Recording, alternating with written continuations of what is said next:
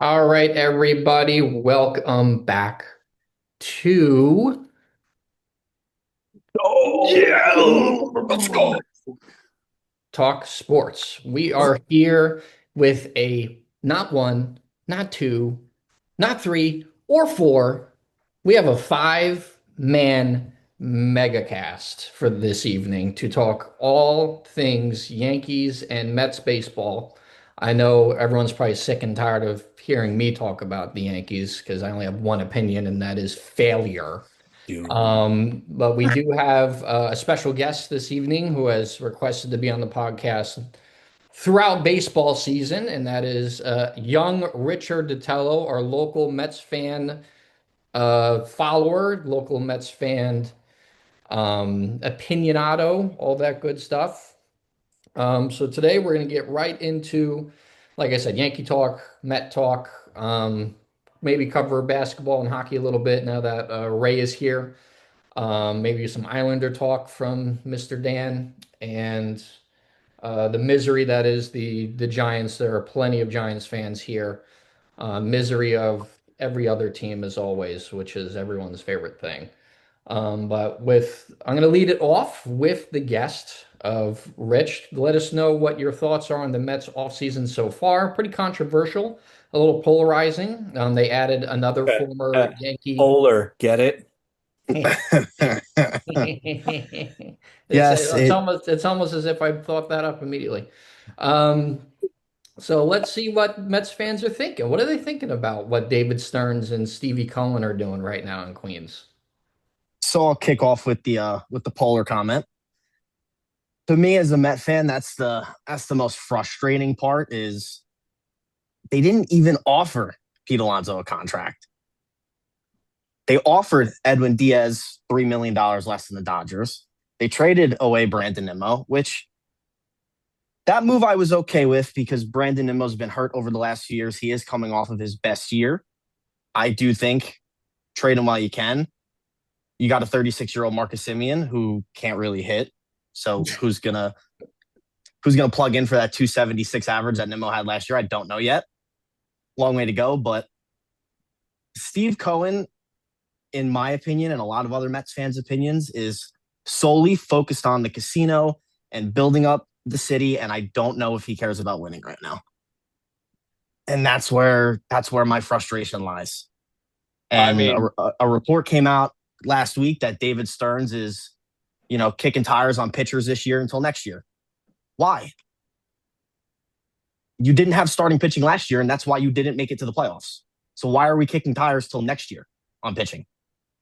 So I have heard one thing about basically the way that some owners are viewing this work stoppage that's going to happen is they're so afraid of it that they don't want to spend big because, and I understand that aspect of it, it's not our money to spend, it's theirs.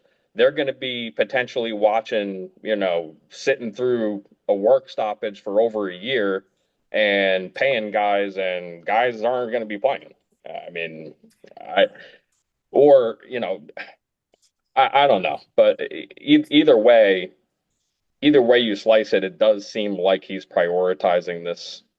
It's not the casino, it's the metroplex that's going Well, to house the the casino. whole thing, everything as a whole, what Right. he's trying to do in that area, he's trying to build up that area as not just driving there to go to City Field and go to a Met game. He wants Right. people to go to a Met game, and then he wants people to stay overnight, and he wants it to be a full blown attraction, that's and Yep. that's cool. called the Philadelphia experience.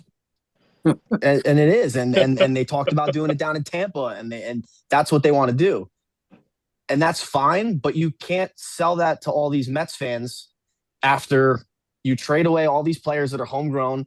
They've been a part of the core of this team for the last almost decade. You got to show us you want to win. So I know this is a sports podcast and we don't like to do politics, but what are your thoughts on the story that politics tore the clubhouse apart? I got to sit on that a little longer. I don't know if that's true or not, but Uh, there's a here's what I'll whole say. Here's what I'll say about the clubhouse. You got a guy like Soto and a guy like Lindor who are two very, very, very different personalities. Lindor's into fashion. Lindor wants to be the face. Lindor wants to be walking down the red carpet with his wife. Soto wants to be in a private jet alone with his family. He doesn't want to be a part of the clubhouse rah-rahness. He wants to be alone. He wants to be treated like he's this godlike person. And I don't think the two of them jive. But you have Lindor locked up for 7 years. You have Soto locked up for, at the moment, 5 with an opt-in. It could be another 15 or 14. They got to figure out how to get along. There's no way he's going the life of that contract. So you don't have to worry about that. You'd like to think not, but a lot of people don't. A lot of people forget too that if he opts in, that contract goes from 765 to 800 million. So he's going to make more money if he opts in. Yeah, he'll collect wherever else right now. I mean, from the standpoint of looking at things financially right now, but maybe not down the road. Correct. So those two got to figure out how to coexist. If they don't figure out how to coexist, if there really is a problem between them, then the Mets are doomed because those are the two leaders of this team. Juan Soto, two big time bats. Polarizing of a figure, like he's too big for baseball, and I don't see a world where the two of those people who openly and verbally have beef. I just don't see it. I think this year it's gonna cause such a rift. One of them will not be a Met by the end of next year. It might. I would even go as far as to predict that Lindor could get traded before the season starts. Still, I mean, there was rumors of it last year. Yeah. I mean, we saw this with Soto in San Diego. He butted heads with Machado. So It's nothing new. And I mean, listen, it's the problem in baseball now is these guys are getting these massive deals. And I do think it caused drama in the Mets clubhouse specifically because I think there's guys like Nimmo, guys like Alonso, guys like Jeff McNeil who are homegrown, have put in their time, have been a part of the Mets team when it was really, really, really ugly and bad. And they don't understand why guys like Lindor and Soto were brought in and, Lindor should be the captain and, we're going to pay Soto $55 million a year. You know, I think Alonso felt disrespected, similar to us Giants fans when Saquon Barkley felt disrespected. I think Alonso felt disrespected, and he took his payday in Baltimore and probably going to be in the playoffs next year, or at least contending for the playoffs. And I don't think the Mets are going to be close. Wasn't a problem with Aaron Judge. Nope. I was about to say, I think Aaron Judge was the only teammate that Soto ever really jived with because Judge is very much all business. You say that, but at the end of when Soto, left, I mean, they both said that they didn't talk to each other, and they don't talk to each other. And I think that's very similar for Lindor and Soto. I don't think those two guys talk to each other. But they didn't have beef in the public, though. No, they did not. Because Aaron Judge don't do that. Yeah. Right. And I guarantee you, regardless of what his politics are, he wouldn't even go down that road. You would never sniff that in the front page, the back page. Right. Ever. Yeah. Listen, it's not good. And if the Mets want to make this drama and they want to make this story go away, they need to make some splash moves and they better start winning when baseball starts this season. And this guy that you paid $55 million can't start the season batting under 200. He just can't. So, what do you mean, Polanco? No. Because Soto last year, when he started the season last year, he was batting under 200 by the time May hit. Oh, yes. He finished the season real strong, but your studs can't start the season off that way. No, and really, even when his numbers were getting good, because I followed the Mets. You know that, Rich. He looked disinterested for 162 games. But you know what, dude? All of his numbers came in almost all of it was meaningless. I mean, he didn't hit with runners in scoring position. He didn't hit it all with runners in scoring position. His numbers with runners on base were actually abysmal this past year. Yeah.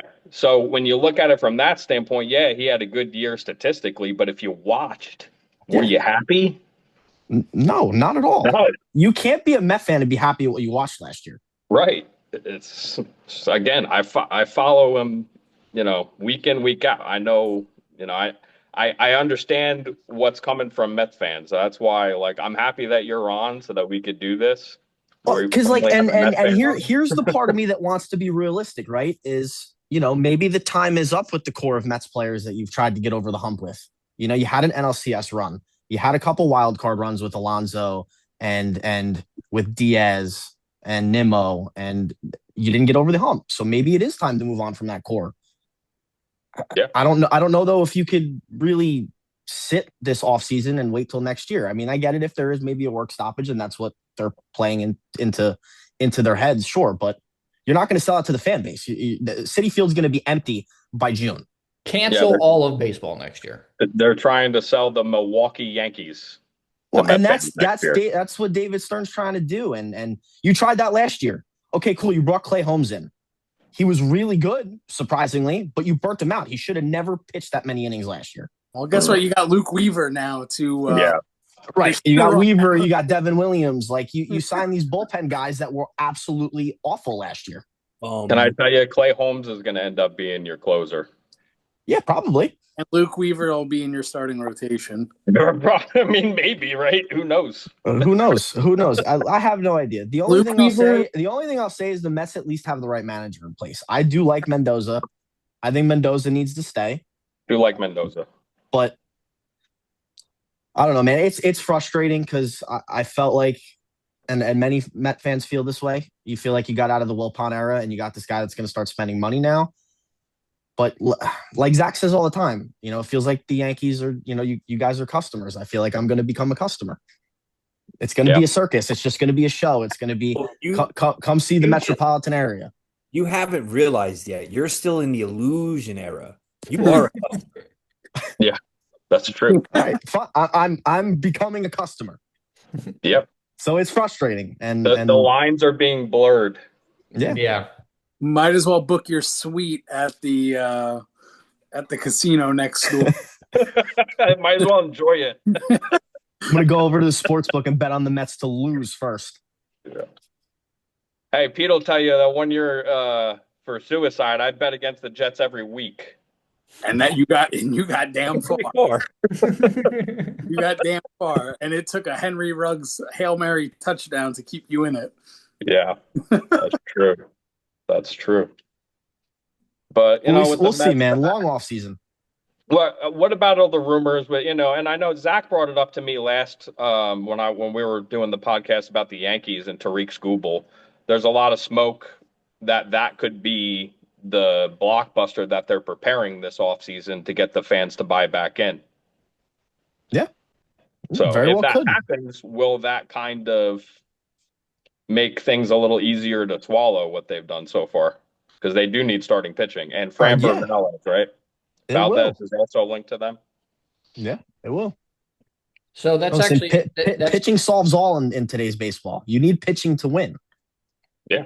Yeah. Dan actually is going to create a really good follow-up question for me to ask you, Rich. What do you think the Mets should do for the remainder of this free agency, and what do you feel like they have to do? Like, what moves do you feel like they have to do to kind of bring the fan base back, get them to maybe a 90-win team? Because, obviously, as it currently stands, there may be a 70-win team. So what do you think needs to be solved for all that? Well, to allude to what Dan just said, you got to get pitching. I mean, if you're the Mets, you have to key in on Framber Valdez. You have to key in on Tariq Skubal if he really is available. I'm not against the Ranger Suarez. Don't let him go back to Philly. If you're serious about getting some pitching, steal him for Philly. Throw a contract his way and see if you can grab him. They got to try to bring Bellinger in.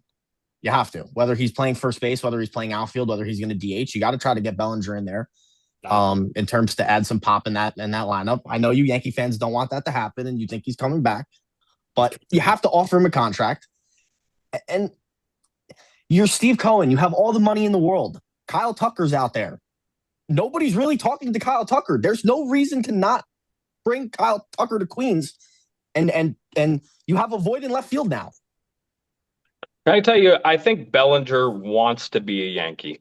I think his swing. I think he knows that he's more valuable there.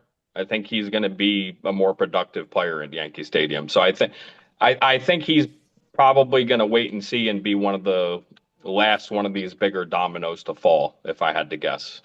Yeah, he could definitely wait. And he could afford to wait because either way, he's going to get paid. Excuse me, guys. I just think I think Cody Bellinger, I agree with Dan. I think Cody Bellinger wants to be a Yankee. I think you, he's a passionate guy. Like, I think he found a home in New York. He talked about, wanting to be there. And that core, like when you have a guy like that, you can't let that go. And that's where, as a Yankee fan, to my core, that's what fucking pisses me off and makes me hate the Yankee management right now more than ever. Because you have guys that want to be Yankees and you've let them just fly off into the sun. Cody Bellinger should have had a Yankee contract in his hand the day free agency opened and just a blank check saying, what's it going to take? Right? Belly should have been a Yankee signed up by All-Star break. Well Yeah, said. but Boris was never going to let that happen. So I mean, No, that's a Scott fair. Boras. No. Next point. 2 words. Scott Boras. Scott Boras is a fucking shark. He's bad for baseball. Bellinger's not going to be a Yankee. Scott Boras and people like him are the reason we're going to go into a work stoppage and have all of these problems. These Yeah. Juan Soto contracts and these fucking absurdities that these athletes are making is the reason we're here. Yeah. All the deferrals from the Dodgers. That's really going to be the main thing. That makes me sick. 1.67 billion in deferrals into insane. 2036. It's Right. insane. It's insane. And that's really why we're gonna have a work stoppage. It's because of the Dodgers.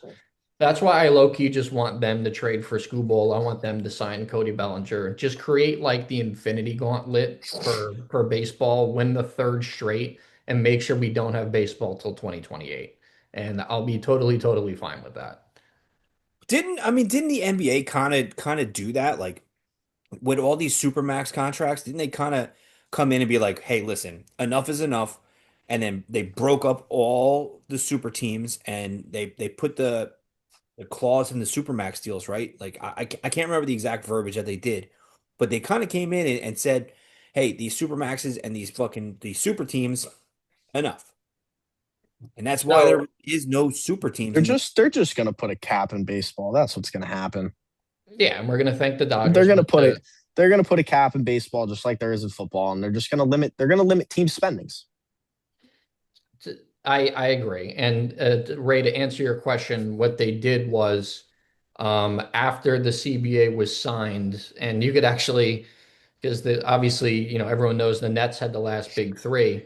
What they did was they created a new style of contract. So if you stay with the team that you drafted you have the ability to make more money than say if you were to go somewhere else. So like if Luca had stayed with the Mavericks, like if they had never traded him, he was eligible for like a $340 million contract.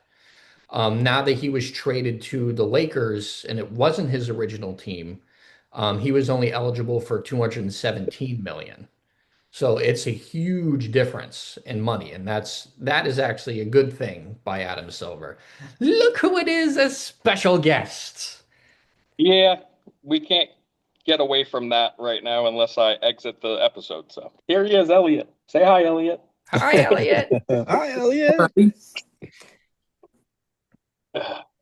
So, I mean, we obviously know. It's good for him, right? He needs to know the pain he's going to endure in Yeah, the rest of eternity. So exactly. That's why, and I am not going to corrupt his mind. He is going to be free to choose whatever team he wants. You already had him listening to Francesa, bro. Come on. Yeah. Listen, on. I'm not saying that I'm not gonna guide. Influence. Just a little bit. Okay. Just a little bit. There's Just a gonna little be bit. some guidance. he's Okay. going to wake up. He's going to You're wake gonna up. lead him. one day You're and gonna pick up lead a him to the Jets water jersey. and see if he drinks. I get it. He's going to wake Listen, up one day and get a Jets jersey and go, "Dad, are we trash?" Kind of. listen, I'm no dummy. He'll be better off as a Giant fan. I'll tell you that his grandpa Grant, who's a Giant season ticket holder, made sure that he sent a Giants onesie for him. So Ah, yes. Yeah, he's so he could join the torture of the Giants fandom. So that's Yeah. okay. Again, Zach, just like the Yankees, there was a time in your young life, you might not remember it. We didn't suck. It was good. yeah. Oh, no, Yeah, it I was. was It there. was just a long time ago. I was there. Dan will tell you, I was 100% there for those two Super Bowl runs. I was paying Yeah. attention, watching. I'm thankful for those two runs because if we didn't have those runs, we're just the Jets in blue. I mean, that's all it is. If it wasn't for Eli Manning and Tom Coughlin, they're bottom feeders. Well, you're the Jets in blue right now. Yeah, we are the Jets Yeah, in blue. well, we are. We're the sad sacks. Yeah. I know that'll change, but So yeah, I mean, any other further comments in regards to the Mets, in regards to the Yankees? I know I beat a dead horse all the time with the Yankees. I mean, there hasn't really been much update with baseball in terms of winter meetings. Obviously all that has ended. I know the Yankees are reportedly the finalists for the Japanese ace Imai. I can't pronounce his last name, and I'm not going to try to. He'll be a jump. Um, him and the Yankees and the Cubs are the finalists apparently for The him. Cubs. Yeah. I'm sure he'll be a Cub. Yeah, I'm sure the Yankees won't pay up. And I know the Yankees are obviously favorites for Bellinger. I'm sure he won't go there either. We're not getting Bellinger. Yeah. You know what? I think this is a moment in this podcast's history because I'm almost positive I think I turned Pete. I think I turned Pete to a All negative right. Yankee So you fan. did not turn me. The Yankees turned me. This is my origin story of like becoming a just disgruntled curmudgeon There when you it comes go. It to the New happens to York. all of us. It's John Cena And, moment. He's turned heel. and it's you going to know, happen eventually. thank you, Hal, and thank you, Cashman. You've done this to me. From a guy that was the biggest customer and got married in your fucking facility. I have no faith. No I- faith left. Yep. I have no faith either. No Yankee fan has faith. See here, Um, the plus side for me is even though I don't really have faith, I still have more faith than I had the last 20 years of my life. Well, yeah, you went from Bernie Madoff to Wall Street. Blind hope. It's a thing of beauty to watch. It is. It is. It is. It's great. It's still a long off season to go, though. I mean, I think there's going to be a lot of moves to be made. Nobody's been signed. There's nothing happening. Not by Listen, the Yankees. we know how it works in baseball. What was it? The last couple of years, we got to pitchers and catchers, excuse me, and there were still big time Yeah. free agents left out there. Yeah, so it's just a long off season, man. yeah. I think it's going to be even longer because of this work stoppage. It's going to be. We stink. Aaron Judge will be ringless. We'll watch 99 go into Monument Park. Oh, yeah, he'll just go down with the most MVPs ever. He should have four, but that's a whole nother conversation. But yeah, I mean, he'll probably get what, maybe one more, maybe two more. MVPs? What's the Yeah, record for most MVPs of baseball? 7 7? by Barry. I mean, I don't know. If he stays healthy, he can get there. Yeah, I mean, the bat's not going to go anywhere anytime soon, I guess. It's just the body that in the outfield, but he seems to be able to take care of himself. So, all the sports science. Never know, man. All right, so we'll transition out of our baseball talk here. We got Ray and Dan here. I know Dan wanted to talk with Ray about Ranger Islander stuff. Like I said last week, and Rich obviously can jump in this too. He's a Ranger fan, also a Toronto Maple Leafs liker. Yeah, they stink. Um, Yeah, let me grab my monologue real quick because okay, well, I'll finish mine real quick. Like I said on the previous podcast, Dan is a test to this. I am a Ranger fan, but I'm very fair weather. I'm trying my best to get into hockey, and it's not working so far for me. I do follow the scores. I follow all the records. So I still get all the notifications. So I'm not completely in the dark.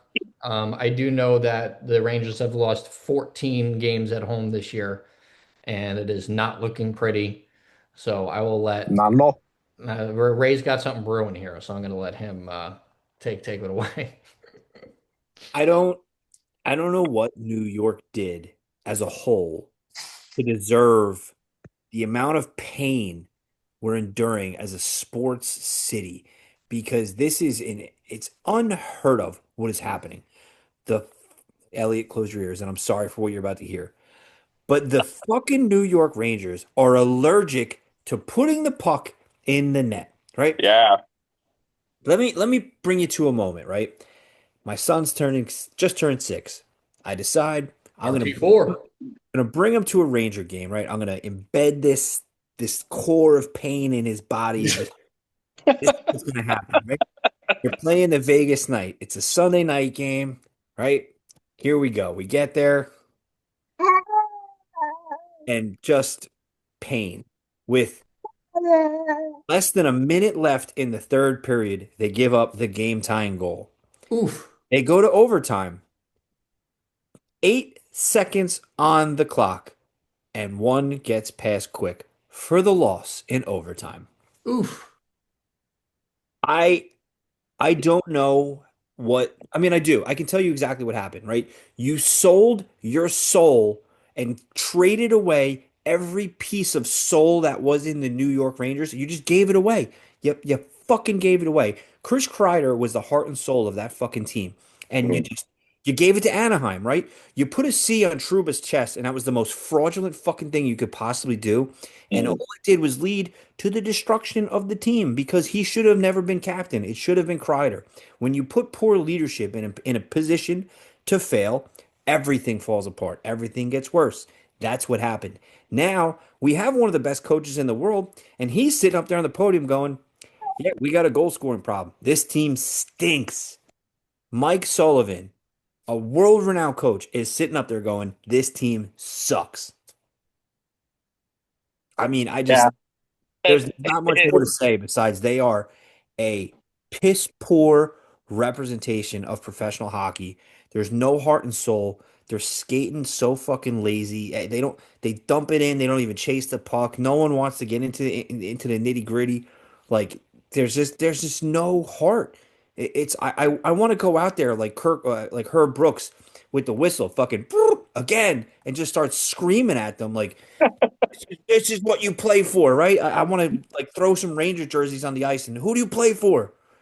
Because I don't even know. Like someone call her Brooks and get him out there, get him with his wheelchair and wheel him onto the fucking ice.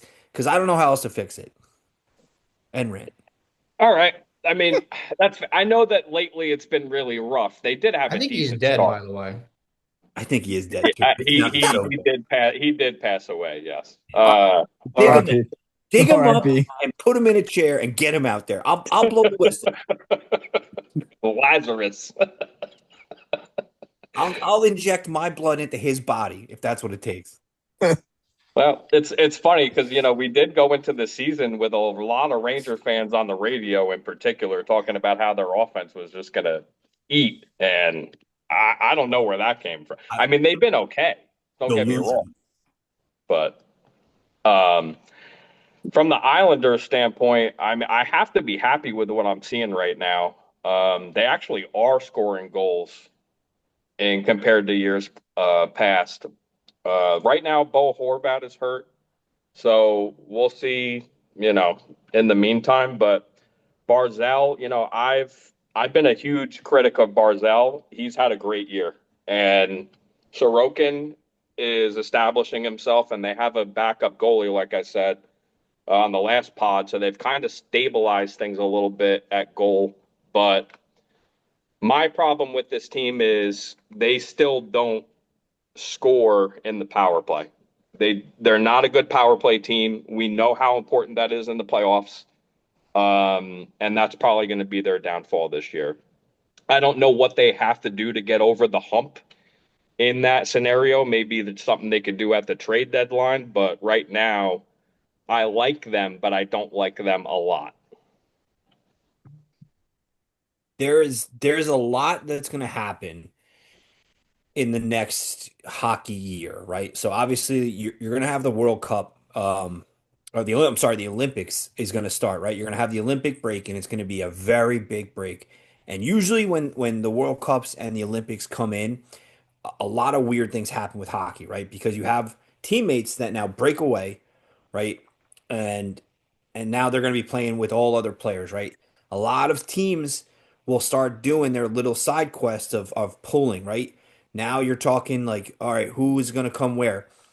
Connor McDavid is going to be out of Edmonton very soon. What? He's gonna be out of Edmonton. Mark my words. All he said was, "I will stay here if you give me a team that's gonna win." Right? And what do they do? What do they They do? don't play defense. They trade a goalie for what? Tristan Yari. Yeah. They Good luck. Good it's luck. going to be the same story. They're gonna overpower teams to get to the bigger games, and then in the bigger games, they're not going to defend. If that man loses in the same fashion again, he's either going to retire, murder someone, or demand to go somewhere that wins, right? Look what Wow. just happened. Look what just happened with the Hughes brothers, right? Yeah, Big surprise. I swore Quinn Hughes was going to Jersey. He did not. He went to Minnesota, right? Minnesota's fucking dangerous. they are. Yeah, they are. With They are. Quinn Hughes in that lineup now, Minnesota is fucking dangerous, right? Anaheim is a bunch of bruisers. They're gonna start waking up and start beating people up. Hmm. And it's going to be interesting. I mean, I'm so hyped for the Olympics, right? The only reason hockey is even relevant for me right now is because thank God the Rangers colors are the same colors as Team USA, like blend in a little bit.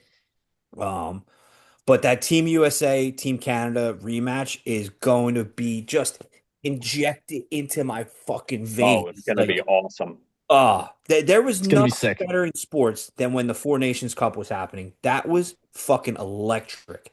And I think the Olympics this year, the hockey version of the Olympics is going to be insane. It's probably going to be the best version of Olympic hockey we've ever witnessed since probably the Lake Placid Olympics. Rest in peace, Herb Brooks.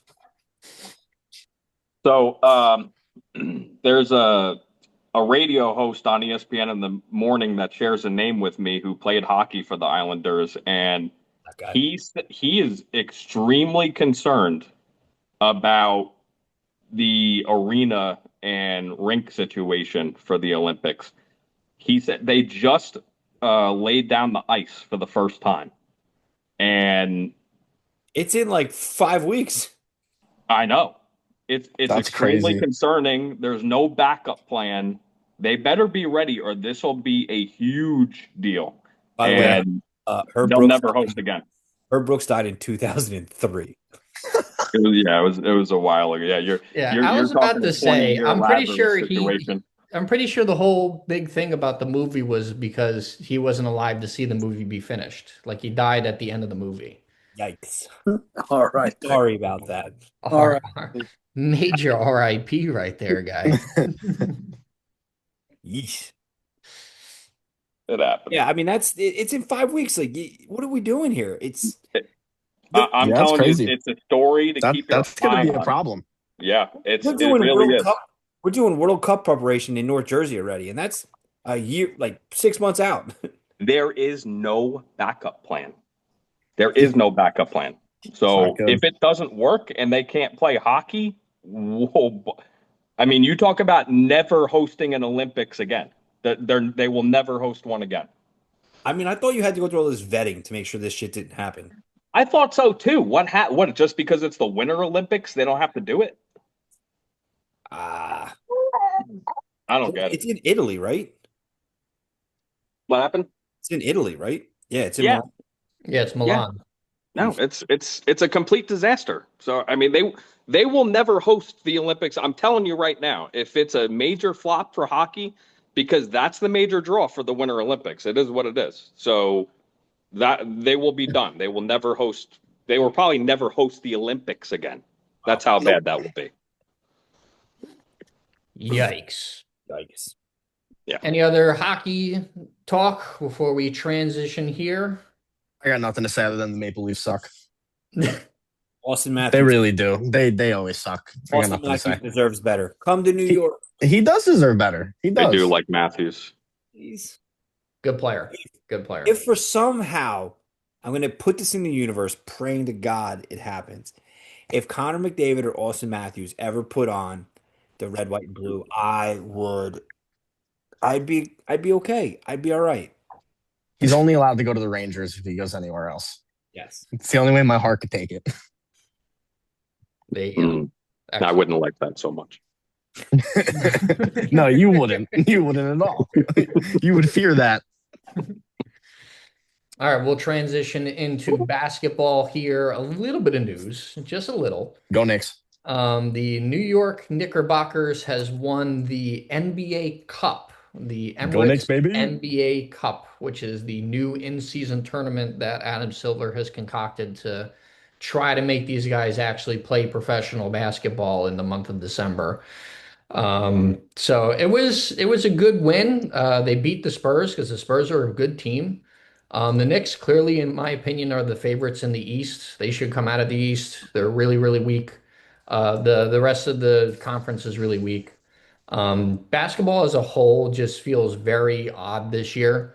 I feel like there's just not a whole lot happening other than the Thunder never lose, and uh, LeBron is really old and might retire, and CP3 drama is the most talked about thing in basketball right now. And obviously the Knicks winning the cup. So not a whole lot going on with basketball right now. Not a whole lot going on with my lowly Brooklyn Nets, other than Michael Porter Jr. probably being an all-star this year. But what are your guys' opinions on the Knicks winning the cup, the NBA I in-season mean, like tournament cup? it's cool. Like, listen, the Knicks are good. It sucks that the Knicks are good in a time period where I think a lot of people are just not interested in basketball.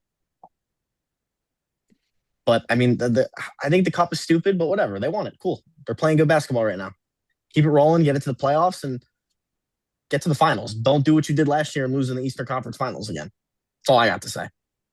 Yeah, I mean it's nice to have some sort of relevance in like competitive sports. Like this Yeah, is what we got. Like it's we got the Knicks. turn on the Knicks and I'm like, okay, here it is. Actual competitive sports. This is fun. I enjoy this, right? Yeah.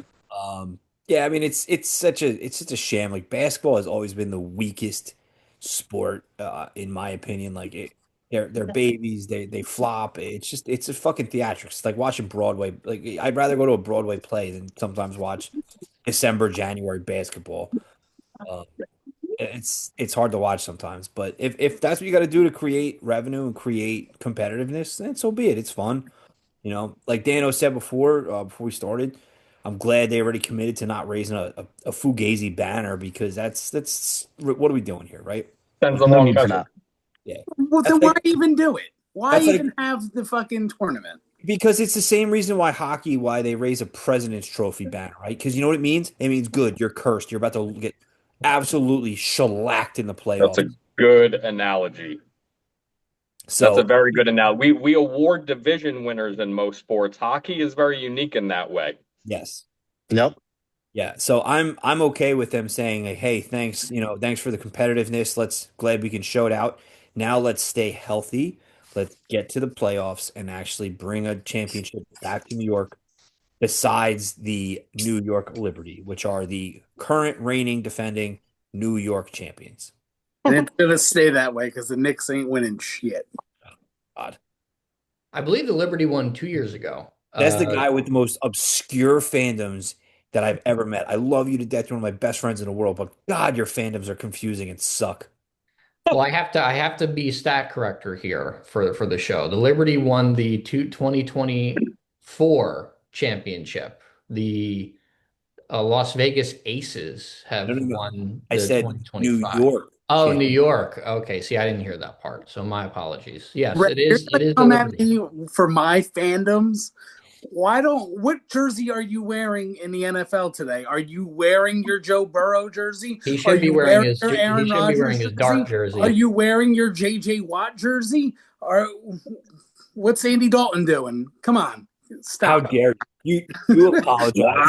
You Wow. apologize Wow. right now. All right, we're going right into it. We're having the great Joe Burrow debate here. You Before we apologize right now because you, sir, you are clamoring. You're just licking your little fingers right there, begging for Joe Burrow to come to the Raiders. What does the signature say? You're not getting him. Fernando, baby. He's I gonna don't want broken down Joe Burrow. he's gonna look great in green and white. He's gonna look great in green and white in the 4 first round picks that they dole out for him. That's why it's not happening. I'm telling you right now. He's not going. They're He's not not going going to to do the that. Jets. No, he'll be Got a right. better shot at going to the Jets than the The Raiders. Jets will have Kirk Cousins as their quarterback. It's going to be a Jacoby Brissett, a Kirk Cousins, a Kyler Murray, God forbid. That's what's going to be my reality next Tua. year. It's not going to be Joe Burrow. It's not going to be Fernando Mendoza. Add Tua to the list because right now I think he is the highest odds. Mac Yeah, Jones. but that would be a $99 million cap hit if they let him go. Yeah, that's 99 million dead cap. He's going to be a dollar. There's no way, and no one's taking that contract to trade for him. So $99 million. yeah, it's not It's insane. So Bro, the salary cap is like $200 million. shout out to Michael Tellup, who doesn't listen to this podcast still, but you know what? You're in purgatory for the next 3 years. Good luck to you. They said, like, I like McDaniel. He's getting a lot out of this bullshit team right now. He's gone. He's gone. He's gone. He's going to be the Raiders OC next year. They're going to clean house and they're going to start all over again. Stephen Ross is a terrible owner. Just like, I mean, he's not as bad as Woody Johnson, but he's a terrible owner. That team's in shambles. Yeah, well, the Giants may have a new owner next year too. But before we get into all the recap of last week, there's been a big talking point amongst us here. Joe Burrow over the last 2 weeks have made some very interesting comments in terms of He's a one. sad boy. He's mulling retirement. A lot of the Bengals locker room reportedly could not believe what he said. Jamar Chase, quote unquote, thought it was AI. So No, that's a for real thing. That's a for real Burrow thing. have no fun. Yeah. So- Okay. How does anyone think that's fake? If I'm Joe Burrow, I'm looking at all of those assholes and I'm going, what do you want me to do? I'm Right. on the back more than anyone in history. We've said that. We said this at the beginning of the season. We said this last year. He is going to go down as the greatest player to never live up to his potential because he was surrounded by doofuses. And I never doubted his ability for a second. He's the best pocket passing quarterback in the league when all is well, right? There's no better pocket passer in the league. No. They broke his spirit. Yeah. I mean, my spirit would be broken too. All you're saying, yeah, you've paid T, you paid Jamar, right? You paid him. And now you're looking around going, can I get a defense so I'm not on the field getting absolutely fucking hammered every Not an offensive line. An O-line. Oh my God, this guy is getting killed. No, I'm looking this up right now. We're watching Andrew Luck 2.0. Yes, you just stole my words. Yeah, listen, thank God the Jackson Dart jersey is ready to go because when Joe Burrow retires and I can transition happily back to the Giants as a dart train rider, it's okay. Like I told you before, I think I'm a pretty good judge of quarterbacks. You're a great judge of quarterback. He's a great quarterback. The problem is he's getting killed. You ready for this? Yeah. You ready for this? Okay. 74 games. How many times do you think Joe Burrow's been hit? 138. Oh my God, you are not even in the same universe. It's like 370 something. Nowhere you're not even in the stratosphere. Wow. 700. You're closer. 900. Yep, closer. Price is right at 1,000. 991 times. That's just insane, man. In 74 games. Oh, he is broken. My God. Yeah, he's damaged goods. For that? That's Hold it. on. He's cooked. If any of us were built up enough to take any kind of punishment, which we are not, we couldn't last a tenth of what this dude has. Nope. You said 74 games? 74 career games, 206 sacks, 991 hits. So that comes out right to a little over 13 hits a game. It's Yeah, just nearly insane, man. high exposure. Nearly 1,200 combined sacks and hits in just 74 games. Well, now let's compare that to Andrew Luck. It's probably not even close. I'm curious. While we're talking about that, how many hits does Jackson Dart take because he runs like a fucking running back? That's Yeah. going to be even higher. And that's really concerning. I don't know what else to The say look about on that. your face says it all right Super now. concerning. We need to clip Ray's face right now. Screenshot it. Right? I would guess he's probably been hit 35 times, but Jackson Dart? yeah, this year probably 35, 36 times. He's only played 9 games. We'll look Higher at that. We'll look at that. Oh my goodness. I mean, this is just perfect. Okay, so Andrew Luck, 86 career games, only 10 more than Joe Burrow right now.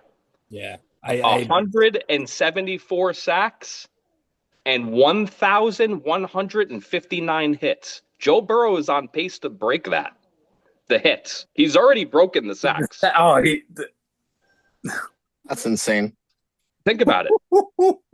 If you or I or anybody else had to endure that kind of punishment for what is this now? Year number 6? Year You'd number have to 7? bury me 6 feet under. Yeah, I mean, what are we talking about? Retire, go do something else with your life that doesn't involve you becoming a vegetable in 2 years. So the more I think about this and the more I look at this stuff, who's going to want Joe Burrow? Seriously. Done. Nobody. Well, who the Bengals aren't going to trade him. Who is he going to want to go to that Who's gonna needs a wanna take on that quarterback and has a contract? stable team? Bengals might trade him. Okay.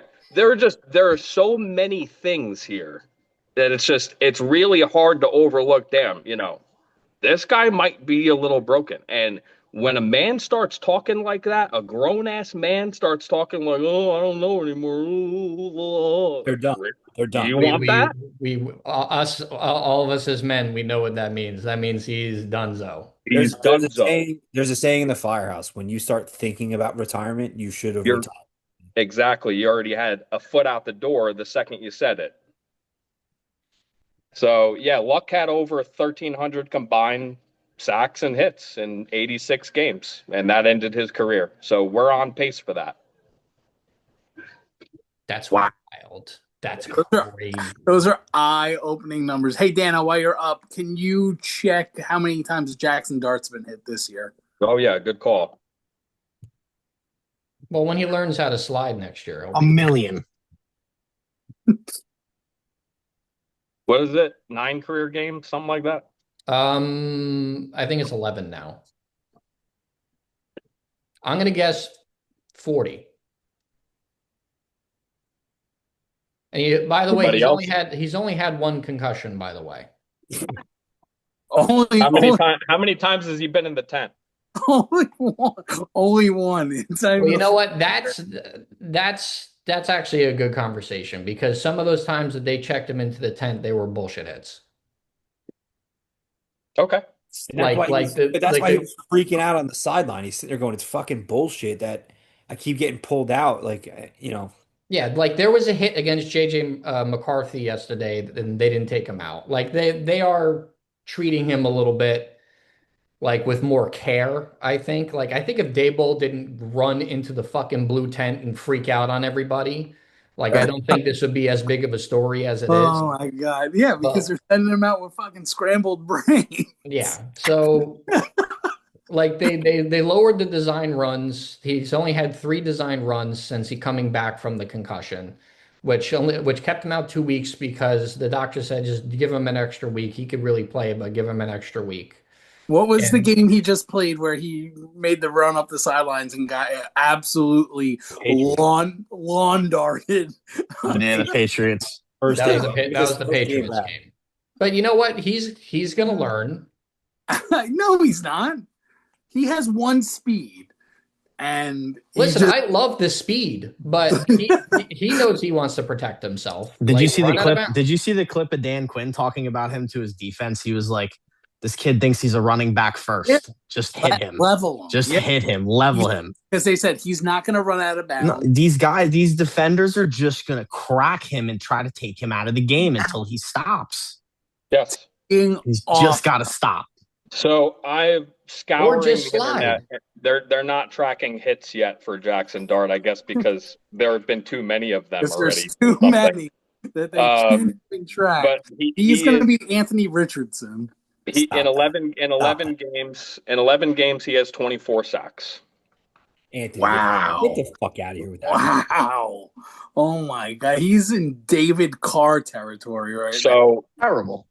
So you have to imagine his play style and the way that he quarterback hits is going to be, I mean, what do we think? Like 10 times the amount of sacks?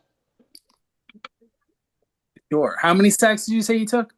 24 in 11 games. They did track the number of hits that he took last week against the Commanders, however. How many do you think? At least 15. 15. That's the number. So that's one game. Yep. So if you let's just say give him the benefit of the doubt that he takes fewer hits than that. Let's say he takes 10 hits per game.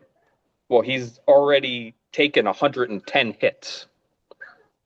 He's doomed. You know what the funny part is too, man, is he's taken all these hits, and the Giants' offensive line hasn't even played poorly.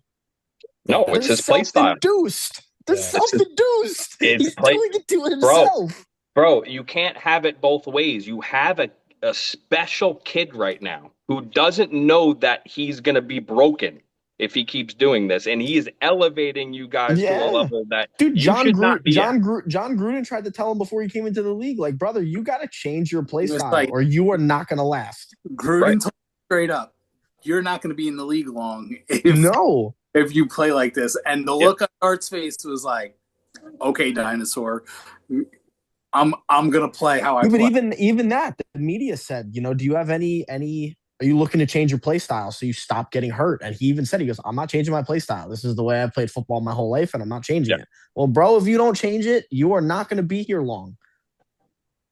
Yeah, the NFL will certainly stand for not for long for him. Yeah. I mean, he has 70 rushing attempts, 400 yards, and 7 rushing touchdowns this year. He's a stupid That's better athlete. than a lot of running back statistics who start on their team. He's a stupid athlete. He's a dog. Yeah, he's a dog. He's a special player, and I don't want him to change his style. What I want him to do is slide. Like, you could still slide, go out of bounds. Like, just slide. Yeah. Like, we're not asking this kid to go be a pure pocket passer forever. Like, I want him to scramble. No, we need his legs. He's special. Use his legs. Just slide. Yeah, you're in these games because of his legs. I mean, bro, you're not even competitive without it. Bro, he has 2 quarterbacks in his room right now that were baseball players. They need to teach this kid how to slide. Like, that's true. I forgot Winston was a baseball player. Yeah, Winston was an All-American pitcher for FSU, for Florida State. Yeah, hey, maybe and Russell Wilson played for your beloved Yankees. Maybe Russell Wilson will play shortstop for us this year. Hey, he might be a much better baseball player. He's probably better than Anthony Volpe. He definitely is more athletic than Anthony Volpe. Bro, my fucking mom's gray cat is better than Anthony Volpe.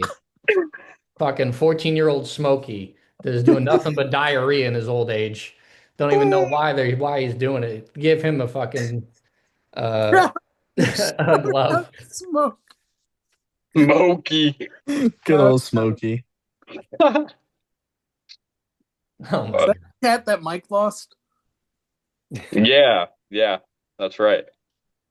And your boy found him right here. Yes, you found him. Yeah. Oh my God, man. That was such an epic deal. When Gizmo got out, right?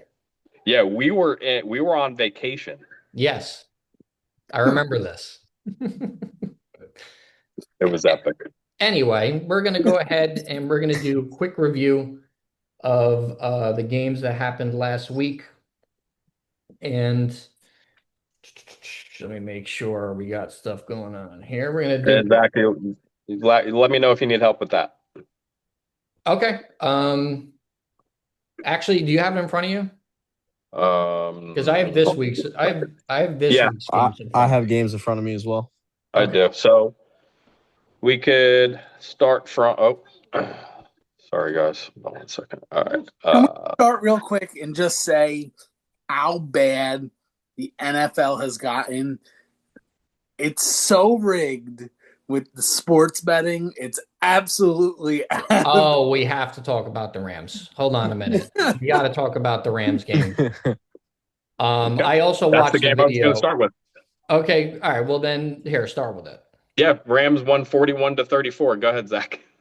So, high scoring game. The NFL has been compromised and has probably been compromised for a while now. We're just like starting to get, figure out the trends.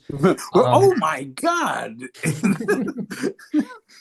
Well, as soon as you start figuring out that it's rigged and you figure out who to bet on because it's rigged, then you start, then you start making money. I had a profitable December over here.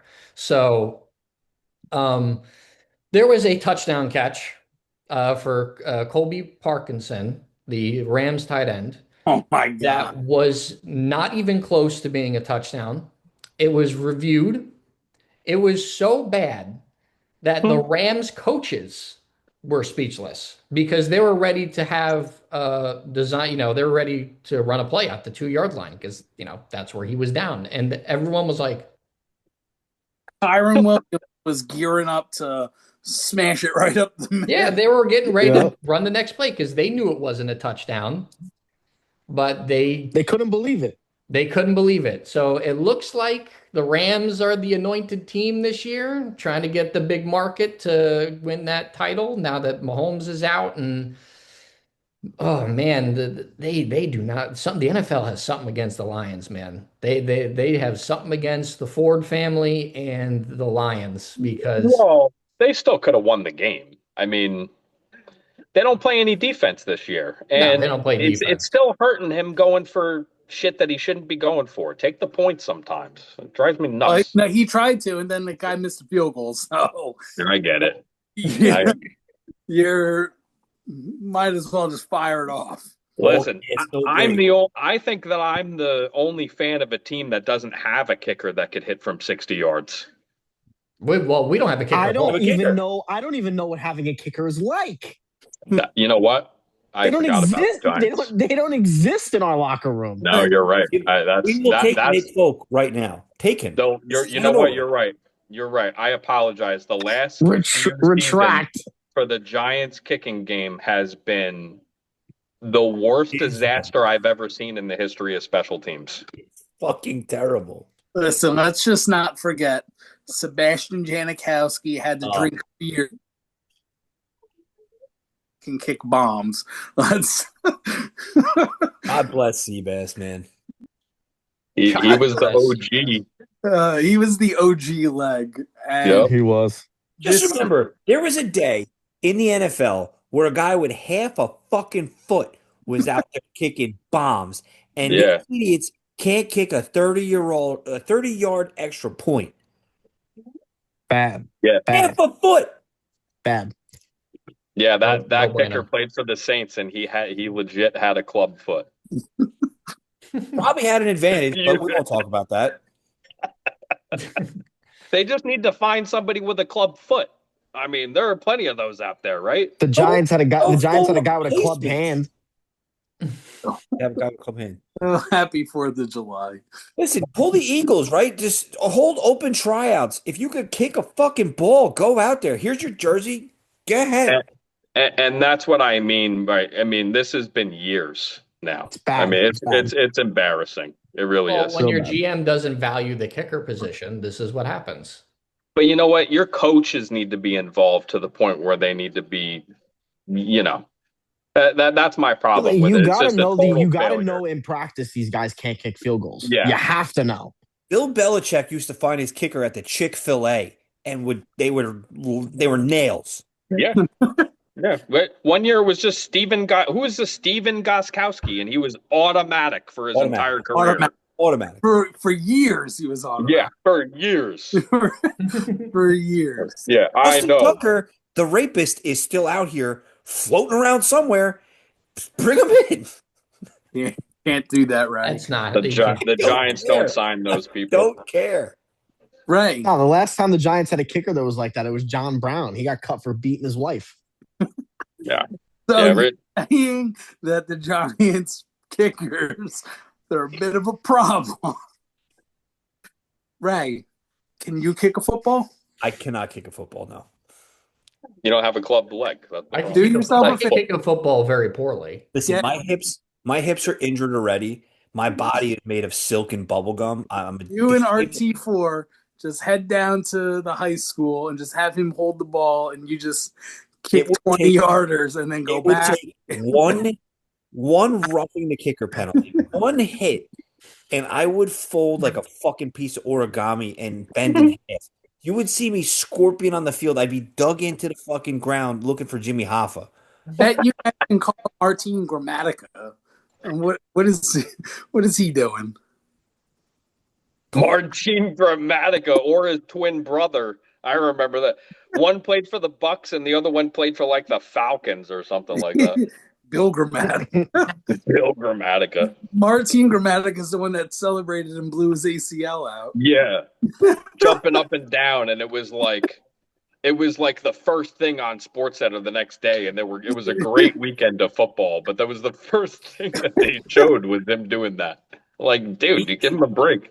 Speaking of freak injuries, did you see that stud defensive player for Indiana has suffered a season-ending injury walking around the stadium high-fiving fans? No. Yup. Yep. He was jumping up, high-fiving him, and he tore something in his knee. Oh my God, dude. Yeah, what are you gonna say? I mean, there's nothing to say to that. You can't get mad at a guy for celebrating. It's like when Edwin Diaz tore his ACL celebrating winning with Puerto Rico. Like it's just freak accident. People could say what they want. They could say, "Oh, Ohio State kind of mailed it." All right, maybe. I don't think so, though. All right, I think Indiana won the game. They did shut some people down here and there, but don't tell me that they didn't take the game seriously. I don't want to hear that. No, they just got to the kicker. See, kicking's a problem. Kicking's a problem. It's a problem. Hey, we see it way more in college than the NFL. These chip shots that get missed in huge situations. These are young kids, man. In round 3 of the fantasy draft next year, I will be searching for a kicker. Brandon Aubrey, one of the highest scoring fantasy players of the year. It's insane. It really is. That's up right now. Look up what he would rank as far as a wide receiver, running back, and a tight end, because I'm pretty sure he's top 10 in all of them. As a wide receiver, I think he's like top 15 at least. Running back, he's got to be top 15, and tight end, he's like top 5. Crazy. Bringing it up right now. Stupid stats. And when he missed 2 field goals this past week, a 51 and a 59-yarder, and I was furious because how dare he miss a 51 and a 59-yard field goal. So through week 15, depending on scoring format, obviously ours would be different, but around 159 to 163 fantasy points, let's call it that. That is so strong that he ranks ahead of most wide receiver 2s and running back 2s. I didn't realize that. Someone might take him in the 3rd or 4th round of fantasy drafts next year, and I'd be like, okay, I get it. In my one league, he has me 151 points. He's in the same scoring tier as Jonathan Taylor. And that's what? And that's everyone's RB1? RB1. Yeah. I mean, That's technically, crazy. he's an RB2 right now based on what he's done, but going into the year, he was an RB1. And yeah, in this league, in the other league I have him in, he has 167 points. So yeah, Brandon Aubrey, first overall pick. He's a weapon. I mean, Oh, Nine of 11 from 50+ yards. And I think next year we're going to have to implement a 60+ yard rule to the scoring because we didn't foresee this. nope. Well, there's a few kickers that are kicking the 60-yarders That's routinely. why. Yeah. That's why it's got to be a bonus. It's got to be. It's got to be implemented. I think it needs to be implemented. Here I was drafting Cam Little thinking he was the fucking GOAT. A lot of us did.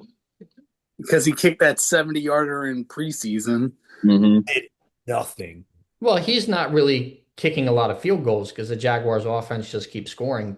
I don't want to hear about the Jaguars offense. All right. I'm still a little I'm sore from the ass beating I took on Sunday. So Oh my, yeah, let's shout out to Trevor Lawrence dicing you up almost by himself. how bad is it? I am the perennial Trevor Lawrence defender. I am the only guy who is stuck by him for years. And he goes and drops 57 on me. Ray, I foresaw this conversation coming and remember who they played against. And that's where I'm going to leave it. Look at all the injuries on defense. They just fired the coach. It's as bad as Cincinnati. It's terrible. I mean, Trevor Lawrence still pretty good. Oh, well, look what he's being supported with this year. And he's So- got a hell of a coach. He was never the kind of player that was going to drag a team out of hell, right? Jackson Dart is that type of player. Yes. But Trevor Lawrence is a system managing quarterback who can be very good. He's got a lot of talent. That's a fair statement. I think that's the fairest analytic we've ever had of Trevor Lawrence. Yeah, dude, no, don't get me wrong. Like in the past when I said that he was a bust or he wasn't the messiah that everybody made him out to be, that didn't mean that he wasn't going to eventually at least be okay or, good. There is no messiahs picked first overall ever. It doesn't happen, dude. And you need a stronger career in college than what he had for me to put you there. Yeah.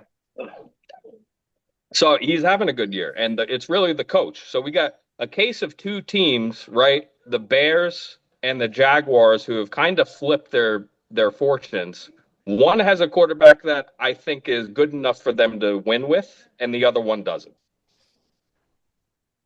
In the playoffs. Yeah. It's pretty, I think Caleb's for real. You like Caleb? I do. I was like, he's pretty good So He doesn't turn the ball over. He has So a I nice amount of back turnovers. my criticisms on him, I'm dialing it back a little bit. However, the big difference is Ben Johnson. Mm-hmm. Oh, of course. Yeah. The guy didn't have coaching. The guy didn't have coaching in year one. Yeah, he's maximizing the most. Yeah. Caleb Williams, and it's absolutely showing. And with that being said, he still only has like a 55% completion percentage, which is, if you asked the coach what he wanted and what his perfect quarterback would look like, that's not what his perfect quarterback would look like. It wouldn't Agreed. be. But it's still only year two, and his year one was so awful, and he had so much against him that I think he's gonna grow a lot. He's grown up a lot this year. I'm not calling him a bust yet, but we're getting close. We're getting close to it based on a couple of. I think we're getting further away from him being a bust. He's still painting his nails. No, I got a problem with that. I think this is the peak. Yeah. This is Caleb Williams' peak. And it seems good right now, and it feels good right now because Ben Johnson is literally taking the lemon and squeezing every drop of it. Yeah. But there's going to come a point very soon where that is now He's got a plateau. He's going to plateau. I think we're there. I think what you see is the best version of Caleb you're going to get. I agree. I don't think it gets better than this. I agree. And I, that's why they're going to move off of him sooner than anybody thinks. Yeah. All of these guys, they flash for a second, right? They look great. They have moments, and it's like, oh, maybe there's something there, right? I just don't see it. I don't see the next gear, right? Like when you look at a guy like Jackson Dart, you see that this guy's got gears and levels that he's going to keep hitting, right? Like Dano just said, he's going to drag this team out of hell.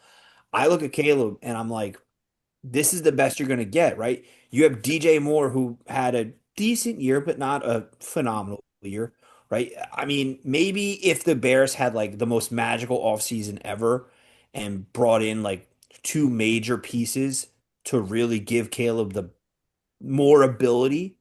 Like Ben Johnson and the offensive lineman that they signed last offseason. That was the big offseason. Yeah, but I agree with what you're saying. I'm talking about if you take like who's going to be the premier wide receiver free agent this year, right? Like, does anyone know? Well, in the trade market, you could get AJ Brown if you AJ want. Brown, right? So if you, I mean that kind of feels, I don't like that. I'm like, let's. Pickens.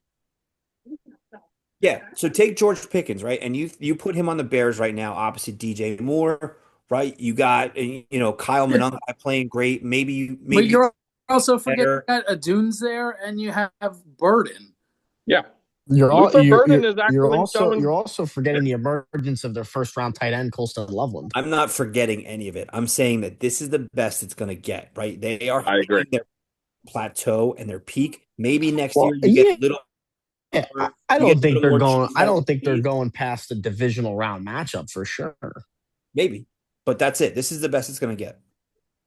That coach is special though. Ben Johnson's a great coach. For some stat, they're in great shape for the future.